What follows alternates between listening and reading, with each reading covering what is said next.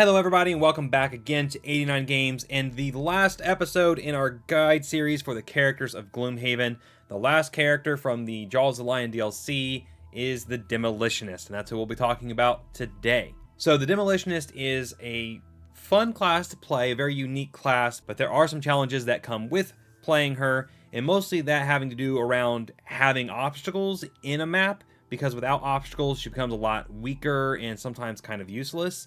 Although there is a build you can do with her where you focus more on staying around the outside of rooms and being against walls and doing damage that way. Also some long range, multi-target attacks. So there's two different ways you can kind of build her. And if you're going to play the Jaws of the Lion DLC, then using the obstacles is perfectly fine because that DLC puts a lot of obstacles into the actual campaign for that DLC. That makes her more useful because that campaign was really designed with the Jaws of the Lion characters in mind, obviously. However, if you're going to play the standard Gloomhaven game with the Demolitionist, then I would recommend going with the build I'm going to show you today, which has less to do with obstacles and more to do with just being near walls and doing some long-range attacks and things like that. So let's go ahead and get in and talk about the cards and see what I'm talking about here. So at level 1, we're going to have 9 cards, then we have our 3X cards. So we are limited on our hand size with the Demolitionist, which is kind of unique for her character. It becomes a challenge too because we end up running out of cards very quickly if we're not careful. So burns is something that we want to do sparingly when they really matter and not, burn 2-3 cards really quickly because then we are going to get exhausted really quick. So let's start with Wind Up here. Wind Up, on your next 2 attacks, you add +2 attack. You gain 1 XP after the second one. Now this is a reusable card, so this stays active until you've done 2 attacks, and then it just goes to your discard and you can get it back. So this is actually a really, really powerful card that I would highly recommend you keep the entire time through, and keep reusing this card to get that extra 2 attack off. And there's also some other cards later on this combos with really well too. So I really do like the top of this one, and then the bottom is double the value of your next move ability. So that one's useful too if you really need to catch up, although the Demolitionist has pretty good mobility with some move 5s, move 4s, move 3s, so it's not really that important, but if you really do find yourself behind or you just need to get across the other side of a room, that could be useful. And then Crushing Weight is our next one. This is an attack 3, add +2 attack, and gain XP if the target is adjacent to a wall. And then the bottom is a move 2, one adjacent enemy that is adjacent to a wall suffers 2 damage. So this is a mainstay card early on especially, and throughout most of your career as Demolitionist, because this is how we're going to do extra damage to enemies. We're going to find those enemies that are adjacent to a wall, go to them, and that's our target. We're not going to worry about the other enemies. We're going to focus on the ones up against walls because that's where we can do the most damage. And we're going to get that extra 2 attack, making us have an attack 5 at level 1, which is really powerful. Plus, on the other hand, if it doesn't work out to where we can do the attack, we might be able to do the bottom here, where we move to, and we can actually just make that enemy suffer 2 damage. So maybe it's a shielded enemy that has 2 health. We can just go up and guarantee they die with the bottom of this card, rather than doing an attack where we could miss.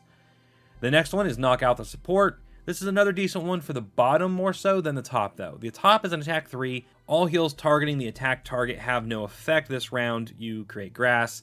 So, it's basically just an attack 3 because the heal thing, how often are enemies healing, and you don't know what they're doing until you've already picked your cards. So this one's kind of a extra bonus effect. If it happens, great, that's nice, but most of the time it's just an attack 3. So it's not that great. But the bottom is a move 2, destroy an adjacent obstacle, and if you do, you gain experience, and then you can strengthen yourself. For those maps that do have obstacles, this one's going to come in very handy because you're going to move 2 up to that obstacle, get strengthened, hopefully be able to pull off an attack that same turn because it'll have advantage, and then we're strengthened until the end of our next turn because that's how the strengthened stat works, which means we'll have a second turn of advantage. And that's going to be really important for some of our abilities to be able to do them, or really all of our abilities to be able to do them strengthened, and you'll see what I mean once we get to our modifier deck later on. So then the next one is Explode. This one is destroy 1 adjacent obstacle, and if you do, you gain 2 XP, you perform stun on all enemies adjacent to the destroyed obstacle, and they also suffer 2 damage. Now this one's a burn, so it would have to be a perfect situation, an obstacle just surrounded by enemies to use this on, plus you have to have the obstacle, so it's very situational and it's very expensive to use. The bottom is a move 4, and if you have fire, it's a move 6. So again, good mobility, but we really don't need it for the mobility, and Explode is one of those cards that we'll be getting rid of. Actually, it's the first one that we'll be trading out. Implode is an attack 3. If you have Grass, it's attack 4 with Muddle, and you get an experience point. The bottom is move 3, destroy an adjacent obstacle and create 2 single hex obstacles in empty hexes adjacent to the original obstacle. So you're essentially breaking an obstacle in 2.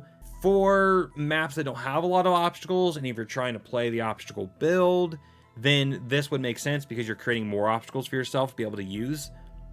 But otherwise, it's not that useful, generally speaking, unless you're really focused on that obstacle build. The next one is Piston Punch. Piston Punch is an attack 2, push 2. If you have fire, it's attack 3 and push 3 with an experience point. The bottom is stun, target one adjacent enemy, and if you have grass, you can also poison them. So this one's not bad to hang on to for a little while. The attack's decent, especially if you have fire to use with it. And then the bottom with the stun is really handy. If you don't want to move and there's an enemy next to you, you can just stun them to make sure they can't hit you. So that can come in handy. The next one is Explosive Blitz. Now this is one of my favorite cards for the bottom of it. So the top is an attack 2, range 4, and create fire. You know, decent range attack. It's got a lot of range on it with that range 4.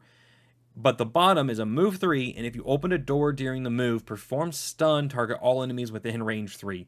Now this is a burn, so it's expensive to use, but when you're entering that second room in a scenario, or maybe the third room, if you can plan this out, maybe use some boots to give you some increased movement or something, move all the way into like the center of the room, and you can stun probably everything in the room or most things in the room with this attack. Now, as long as your party is able to follow you in immediately after you do this, this can be super effective at just letting your team move in, do as much damage as they can without having to worry about being attacked that round. And then everybody can go early the next round and finish off the enemies, and the enemies never even get a chance to do anything. So I really like the bottom of this one. It's really powerful. I use it almost every map when I'm playing a Demolitionist. The next one is the big one. This is an attack 3, range 2. In that big hex pattern there, it's a creates fire and grass, gain 1 XP. Now it's a burn. So early game, level 1, you know, this might be worth it with a power potion, be attack 4, throw in some eagle eye goggles or strengthen to make sure you have advantage, attack 4 advantage on 3 or more enemies. This might be worth it for a burn early on. Now, later in the game, though, this becomes less and less useful, and it's not a card you want to use a burn on just because it's too low a damage, too specific of an area. So later on, it's not going to be as useful, but in the beginning, it might be okay to use every once in a while. The bottom is a move 3. You destroy 1 adjacent obstacle. If you do, gain 1 experience and perform Bless on yourself. So if there's an obstacle to destroy and you want to do that, then you can get a Bless, which is good, although I still think the Strengthen's really better than the Bless overall. Unless you can get a bunch of Blesses, of course. And the next one here, 1-2 punch, attack 2, attack 1, add push 2, muddle, and gain 1 XP if the target attacks the same enemy as the previous attack ability. So this is just simply basically 2 attacks on the same enemy. It's not quite as good as maybe just doing an attack 3 because you get to pull modifiers twice, and you know those could end up being an extra minus or something. Of course, it could also be an extra plus and could be more damage. But you know, if you get to add that push and muddle, there's a trap to push them into. It could be useful. The bottom is attack 1, loot 1, which if you kill something with that attack, you get to loot it right away. That's cool. But otherwise, it's basically just a loot card on the bottom, so it's kind of hard to use.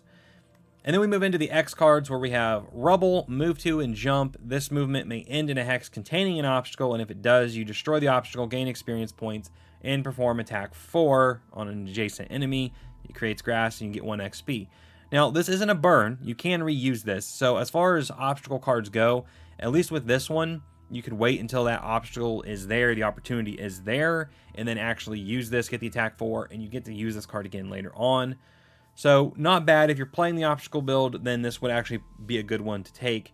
The bottom is a move 2, and if you're adjacent to a wall, create 1 single hex obstacle in an empty hex that is adjacent to you.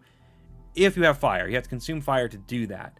But this is a way, if you're trying to play the obstacle build and you're on a map that does not have a lot of obstacles or doesn't have any, you can use Rubble to create your own obstacle essentially to help you out. So do something to create fire on the previous turn, and then on the next turn, use this to create an obstacle for yourself to use.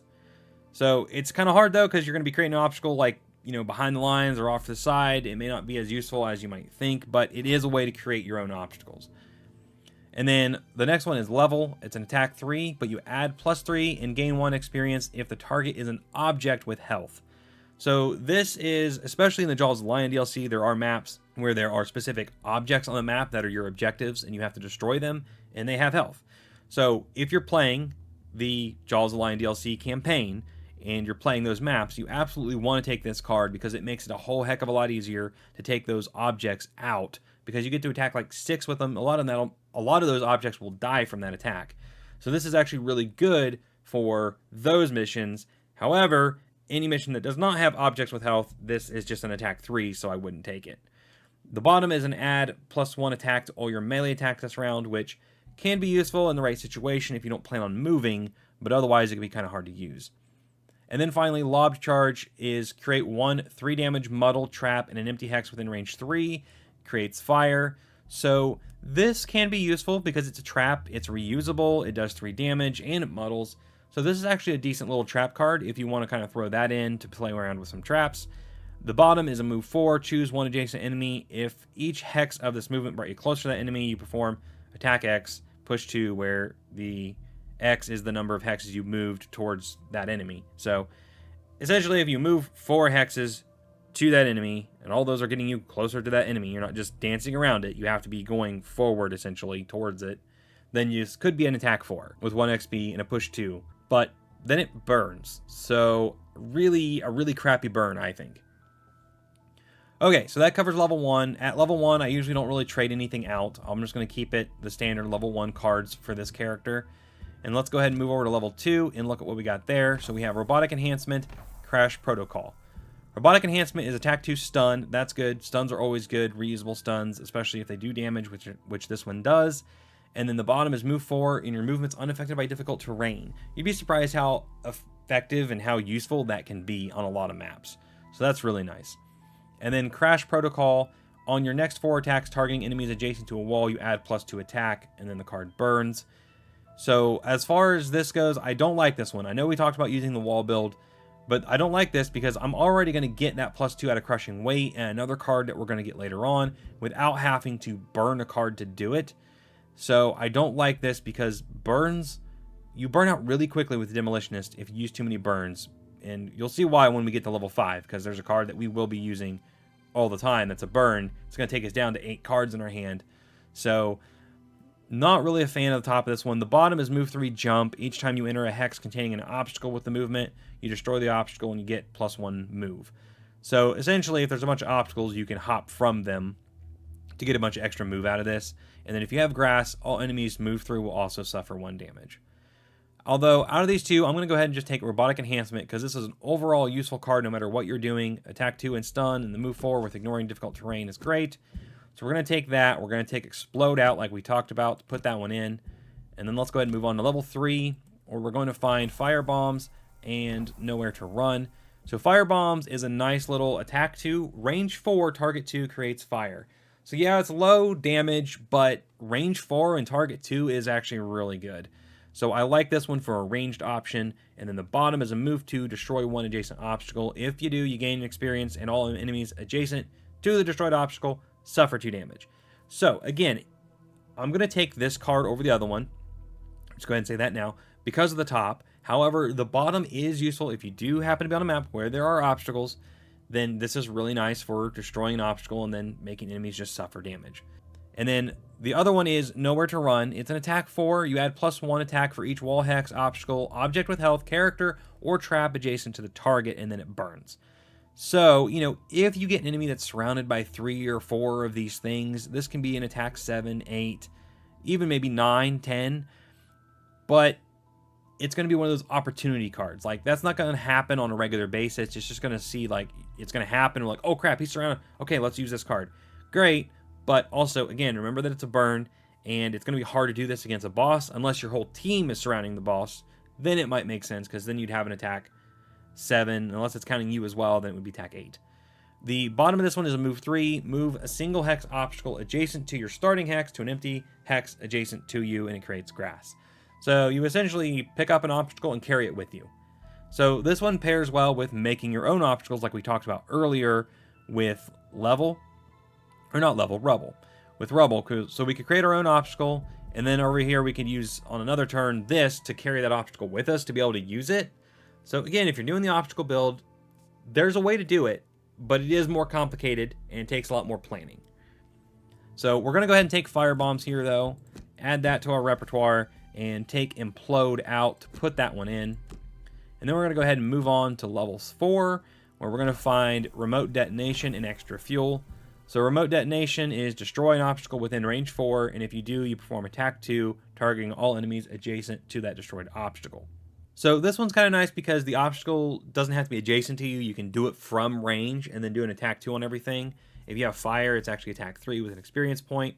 So not bad for using obstacles as far as obstacle cards go. And then the bottom is create 3 3-damage traps and empty hexes within range 4. Gain 2 XP and then it burns. Now, depending on the map and how you're playing, and if you have characters that have pushes and pulls, this could actually be really powerful because, you know, that's 9 damage. You can put them in range 4. You can block off pathways, make enemies funnel certain ways. This can be a very useful card in the right situation. The other one is extra fuel. This is attack 3, add +2 in wound and gain experience if the target is adjacent to a wall. And then it creates fire. The bottom is a move 5, and if you have fire, you can consume it to attack 1 at the end of that move 5. So this is the one we're going to take because this gives us another attack against the wall. That's 5 again, but this one also adds wound and creates fire for us. So we're going to take this one, extra fuel, and then we're going to take the big one out because like we talked about, we're getting to a point where it's really not worth it to use that anymore for the burn. We're going to add extra fuel in, and now we can actually, you know, hit the same enemy twice if they're still next to that same wall, hit him with crushing weight, then hit him with extra fuel. Or a combo that I like to do is use crushing weight as my move to make them suffer 2 damage, and then hit them with the attack 5. So let's go ahead and move on now to level 5, where we're going to find Mech Suit. That's our special unique card, unique mechanic that comes with the Jaws of the Lion characters. So the Mech Suit is very interesting. It essentially turns you from a medium character into a tank, and I really do enjoy this card. It's really powerful, and you got to be careful because you can kind of be a little overconfident with it and take too much damage. But if you have a healer in your party to help you out, you know, this can be really, really good. So your current and maximum hit point values are increased by 5, which is awesome. It gives you 5 additional health, and this is permanent health. This isn't temporary health that once it's done, you can't get it back. It increases your maximum hit point value and gives you 5 health when you use the card. And then you recover all your discarded cards, gain shield 1, experience 2, and this is, of course, a card that lasts for the entire scenario, so you also get to keep that shield 1 as well through the whole scenario. So this card also, something unique about it is that it's not a heal. This is not a heal card, which means if you're poisoned, it will still let you increase your maximum hit point value and gain 5 HP even with poison on your character. So remember that. This won't remove poison or wound, but it will still give you the 5 health even if you have those status effects on you. Because again, this is not a heal action. It's simply a mechanic outside of that that gives you 5 more health and 5 more maximum hit points. So this is kind of your second wind as the Demolitionist. Usually what I'll do is I'll play a whole round of my cards. You know, I'll get down to having all but maybe 2 of my cards or whatever, 3 of my cards discarded. And then on that last turn is when I play this card and I get all those discarded cards back, so I don't have to burn a single card. This would be like the burn, you know, for a rest, and then I would have all 8 of my other cards back again for a whole nother round before I have to actually do a rest and burn a card for a rest. So that's the best way I think to play this card rather than saving it, because if you save it too long, then you really limit how long you can use it because you've already burned cards, and then this is essentially burning a card, and you get down to the point where you only have 3 or 4 cards left. You really don't get the benefits out of this like you should. So that's typically how I use it. Now the bottom is a move 2, attack 2. If it's adjacent to a wall, you create a hex, an empty hex adjacent to the target, yada yada yada. We're never going to use the bottom. I don't know why anyone would ever use the bottom of this card unless, again, if you're going to use it, maybe, and then use a stamina potion to get the card back so you can use it again for the top, maybe. But I've always used just the top of this one. So we're going to take Mech Suit. We're going to take Piston Punch out to put that one in. And now we're going to move on to level 6. And we have to remember now that at this point, we're more of a tank than we are a mid-range character. We are a single target, well, not even single target, because we have some good multi-target ranged. We're a versatile character with the Demolitionist once we hit level 5. Because of that armored suit, we can essentially play more like a tank, but still dish out a lot of damage too. It's a lot of fun. So Dust Cloud and Drill Fist are our next cards here at level 6. Dust Cloud is attack 2, you target all adjacent enemies, push 1 and muddle, and it creates grass. So, I don't know. I feel like it's a little weak for this level. I mean, if you're surrounded by enemies, you're hitting a lot of enemies with it maybe, but the bottom is a move 2, destroy an adjacent obstacle. If you do, you gain 1 experience and perform shield 2. So if the obstacles are there, this is great for helping you to tank, because if you have mech suit activated, you'd have 3 shield for the round for this one. However, the other one is Drill Fist. This card is an attack 1, attack 2. Ignore the shield value of the target, add poison, and gain 1 XP if this attack targets the same enemy as the previous 2 attack abilities. So this is for like just drilling down on one enemy, attack 1, attack 2. Now remember though, if we've played, before playing this card, if we played Wind Up, our next 2 attacks have +2 attack, which means this would actually be attack 3, attack 2, poison. So this one can really be buffed up if you play it right, and especially if you did this with advantage or something, with being strengthened. This is a really powerful attack. It's a good boss killer, attack 2. And then the bottom is a move 2. You and all allies ignore the shield value of target adjacent enemy this round. So this is really good for just moving up next to an enemy. You target them with this. They have no shield essentially now for the round. It's really good for taking out those high shield enemies. Have your whole party focus on that enemy after you do this move, and that can be really powerful as well. So out of these 2, I really like Drill Fist, especially because of the ways we can buff it up. So we're going to take that one. And then we're going to take 1-2 Punch out, because 1-2 Punch is more or less the card we would have been using before to do the similar thing as Drill Fist. You would have been using maybe Wind Up with it, so it would have been attack 4 and attack 3. But now we're going to be getting attack 3, 3, and 2, so you know, that is more. It's more attacks. So we'll take 1-2 Punch out to put Drill Fist in. And then we're going to move on to level 7, where we're going to find Micro Missiles and Insult to Injury. So Micro Missiles I really like. It's an attack 2, range 3, target 4.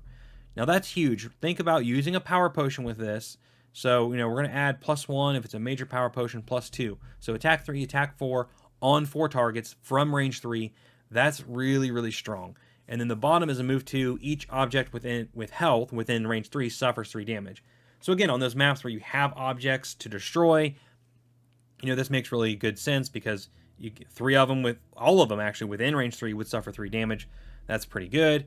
And then it creates grass. The other card is Insult to Injury. On your next 3 attacks targeting enemies you attacked earlier in the same round, add +3 attack, gain 1 XP each time, and then the card burns. This card is good, but at this point, burning is very dangerous, because we are going to be burning essentially to use Mech Suit down to 8 cards. So using this card is really powerful, but it will make you burn out quickly. However, you know, your next 3 attacks targeting enemies you attacked earlier in the round add +3 attack. So if we think about that, we're using Wind Up, we're using the top of this one, and then we're using Drill Fist. So the first attack is attack 3, because we get 2 from Wind Up. The 1 attack here, that's 3. And then Insult to Injury will kick in, because now we're attacking an enemy we've already attacked. So we're going to get +3 added to the next 2. So the next one's actually going to be attack 6, because we're still getting 2 from Wind Up. And then the last one will just get the 3 from Insult to Injury and be attack 5. So it becomes attack 3, attack 6, attack 5 with Drill Fist, which is really, really powerful. So I understand taking this card to be able to pull off that combo, especially in a boss fight. And then the bottom is a move 4, and you add Immobilize to all your attacks during the round. And then if you have grass, you also can add Muddle and gain experience. So I'm going to take Micro Missiles though, because I really like the ranged option here. And the initiative's really nice as well, low at a 16. Insult to Injury, to me, it is very powerful, but it's a risky move because of burning another card. And if you want to burn any other cards, you're going to be really limiting your turns. So as a boss killer, maybe this would make sense. But in general use, just overall, you're going to get more out of Micro Missiles, I think. So I'm going to take that one. We take out fire bombs because that's essentially the weaker version of this to put micro missiles in. And then we're going to go ahead and go on to level 8, where we're going to find Gut Punch and the bigger one. So Gut Punch is an attack 5, and then if you have grass, you add 1 attack and push 2. If you have fire, you add 1 attack and immobilize, and each of those will also give you an experience point. So this could be attack 7, push 2, and immobilize, if you have both those elements to use. However, getting that set up, it could be kind of difficult, but even without that, it is just a straight attack 5 that's reusable. So that's nice. The bottom is attack 3 stun. That's also nice, but you won't be able to move and do this. So this would be kind of a, you don't want to move, so you just attack the guy next to you with this to stun him, do some damage, and then maybe you attack someone else at range or another enemy that's next to you and hopefully take them out. And then the other one is the bigger one. So this is obviously a straight upgrade to the big one. It's attack 4, range 2 in a freaking huge pattern that will pretty much cover every single room in the game, just about. It activates fire and grass. You gain 2 XP. You destroy all obstacles in the targeted area, which would be bad if you were playing the obstacle build because you just destroyed all your obstacles. And then all allies in the area would also suffer 2 damage. So you do have to be a little careful about this one. And then this one burns. So again, we have another burn card here. And then the bottom is a move 3. All adjacent enemies that are adjacent to a wall suffer 2 damage. So this one's nice because it's an upgrade to the others. They were just target 1 enemy adjacent to a wall. This one is all enemies adjacent to a wall suffer 2 damage after you move, as long as you're also adjacent to them. I know we just talked about not taking insult to injury because of the burn. However, in this case, out of these two, I'm going to take the bigger one, and that's only because this would be like the final room. You've already burned pretty hot as Demolitionist. You're getting to the final room. You only have a couple of turns left anyway. You throw this out to do as much damage as you can before you get exhausted, and then let your team mop up what's left. Especially if you use like a power potion with this, a major power potion, it becomes attack 6. Make sure you have eagle eye goggles or something, or you're strengthened. Attack 6, advantage on an entire room. You could probably hit 3, 4, 5 more enemies with this. That's the situation I would use this in. The bottom, however, is useful overall because we'd be using that to do damage to enemies throughout the map with a nice move 3 on it. So mostly we're going to be using the bottom. The top would come in as just kind of a last hurrah before we get exhausted. So we're going to take that one, and then we're going to take out Knockout Punch to put that one in, or rather Knockout Support. So we're going to lose our little Strengthen, which I would be using this on a regular basis to give me Strengthen for especially my multi-attack turns where I'm going to be using like, you know, Drill Fist or something. So you may not want to take that out. You might want to take something else out, but just by the fact that we never use the top of this one, that's why I'm kind of taking that out to put the bigger one in. But we could also just take this one and just keep this in and not put the bigger one in. It's really up to you and how play is going for you at that level. So let's go ahead and move on to level 9, where we're going to find Collateral Damage and Wholesale Destruction. Collateral Damage, destroy one adjacent obstacle or object with health. If you do, you gain 1 XP and perform attack 4, push 2, target all enemies adjacent to the destroyed obstacle or object. If you have grass, it adds 2 attacks, so it's attack 6 with an XP, and it burns. You know, if you're playing a map where you have those objectives that you need to destroy, this is really nice because it just straight up destroys it no matter how much health it has. But overall, like as a burn, it really isn't that good unless you have a bunch of enemies surrounding something, because you know, if it's attack 6 on 5 enemies, then absolutely totally worth it. But most of the time it's going to be 1 or 2 enemies maybe next to an obstacle, so it's not really that good. It's situational. If you're playing the obstacle build, then you'd want to take this one because the situation will come up, but it just may not come up every scenario. And then the bottom is a move 2. You destroy an adjacent obstacle, and if you do, gain 1 XP, and all enemies in the same room as the destroyed obstacle suffer 2 damage. So that's actually a nice little card there because the enemies don't even have to be adjacent to the obstacle. They just have to be in the same room as it, and they take the 2 damage.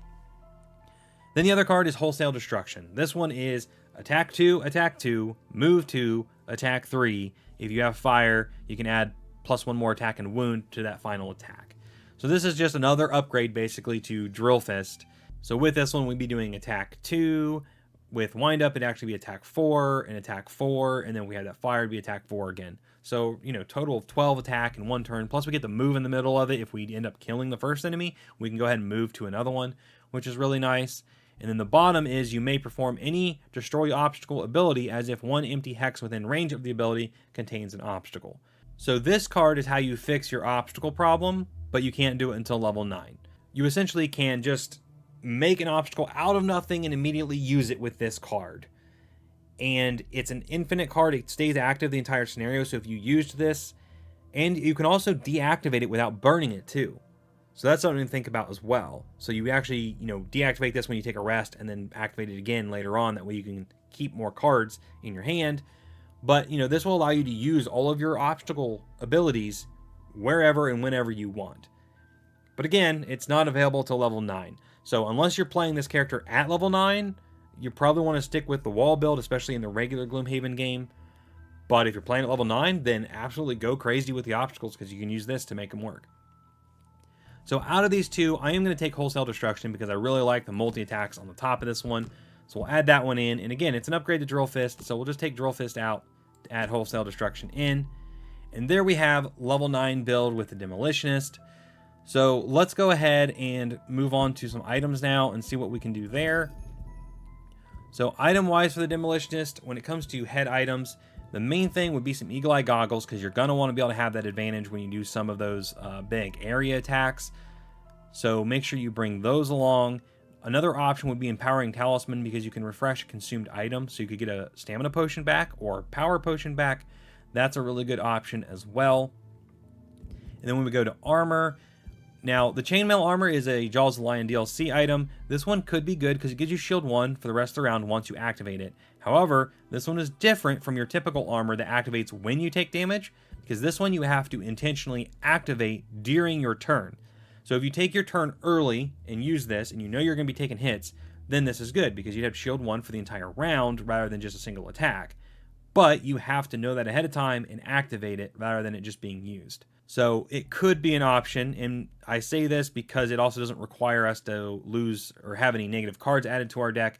So that's an option. Otherwise, I would just go with Leather Armor and its upgrade because that's going to just help give you a little bit of survivability as Demolitionist, which you're going to need, especially early on before you have your mech suit available.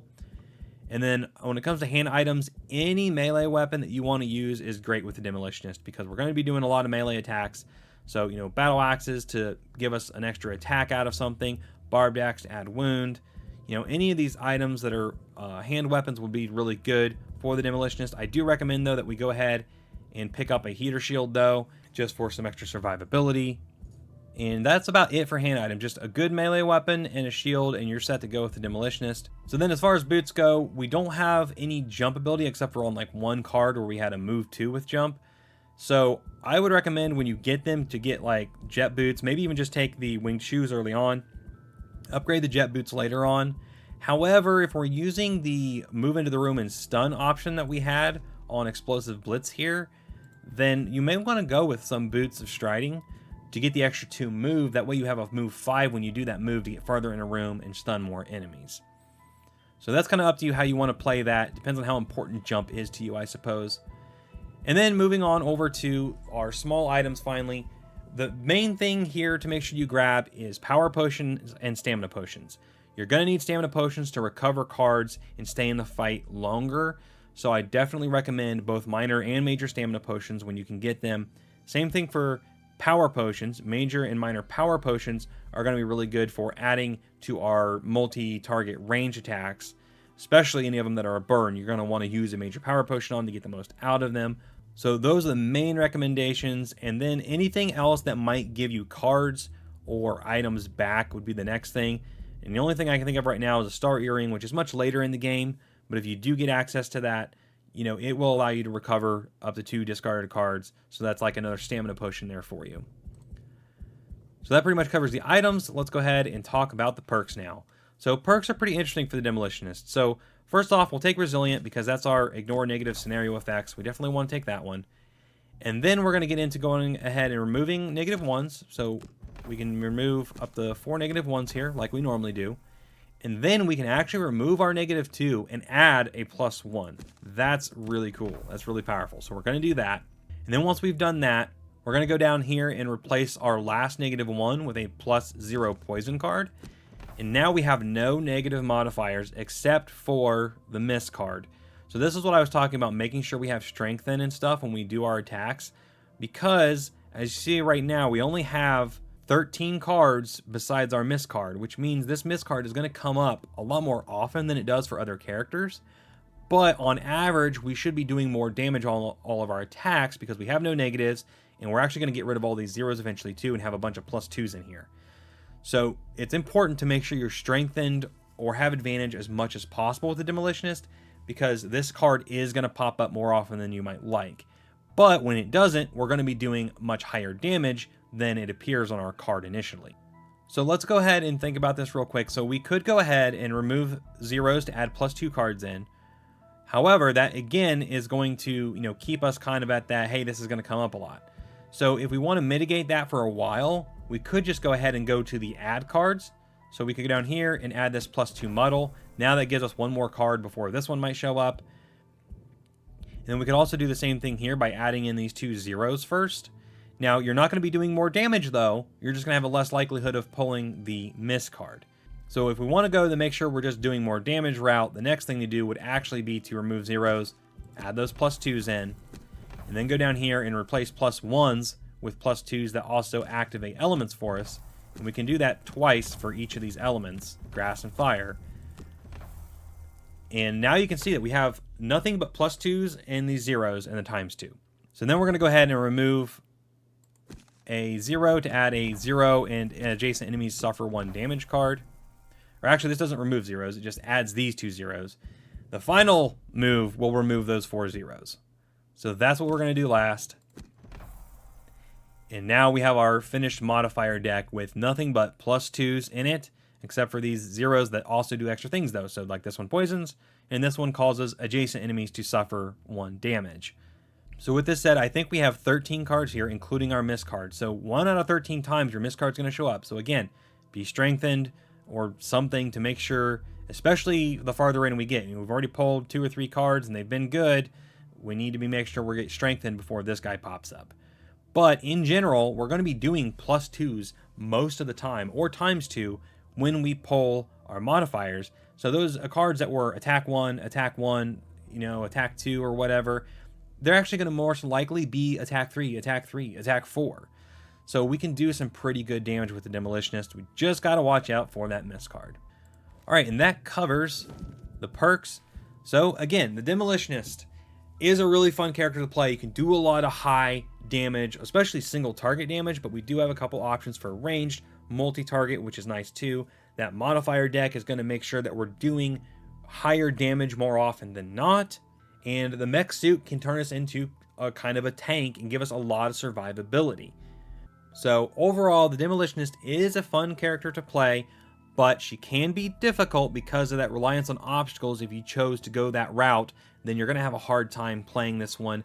I think if you try to play without the obstacles, you may not be quite as powerful as you could be, but you'll have a more consistent power level over the length of the game and in those scenarios that don't have so many obstacles. So with that said, that's going to bring an end to the Gloomhaven Guide series. I hope you guys really enjoyed it and it helped you out. And stay tuned because I will be getting into the Frosthaven characters soon as the digital early access version of that is out now. I've been playing it a bit, and that's probably the next thing I'll be delving into. So stay tuned for that. And if you'd like to continue watching the guide series, you haven't seen them all yet, watch this video here. And then remember to like, subscribe, all that YouTube stuff. It really helps me and the channel out. Thank you so much for watching. Have a great day, and keep on gaming.